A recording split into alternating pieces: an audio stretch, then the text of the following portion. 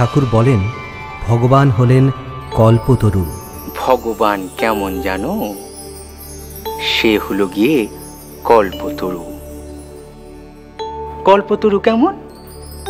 তাহলে শোনো, একটা গল্প বলি।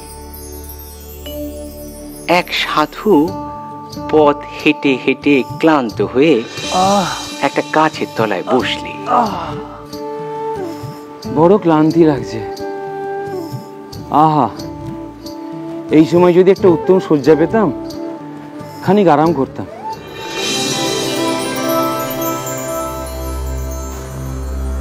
এ কি, এ তো একটা সুন্দর শয্যা সাজানো রয়েছে দেখছি।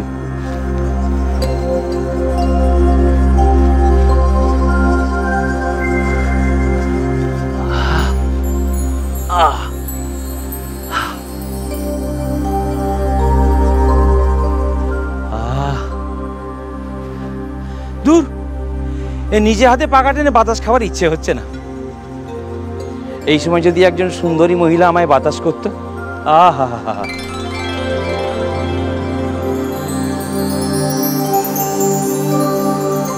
আরে ব্যাপারটা কি? এ তো যা চাইছি তাই পাচ্ছি। আচ্ছা, এখন যদি আমাকে কেউ পঞ্চব্যঞ্জন সামনে এনে দিত।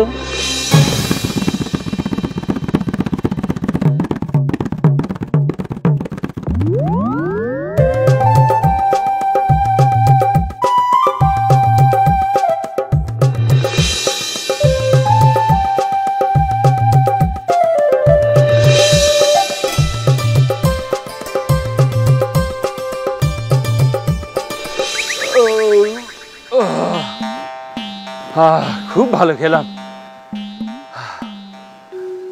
ঘুম পাচ্ছে, ঘুম পাচ্ছে।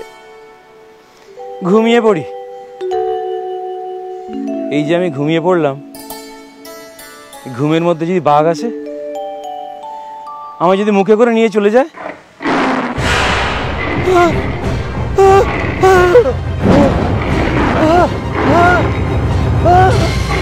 फिर क्या हुआ ठाकुर जी?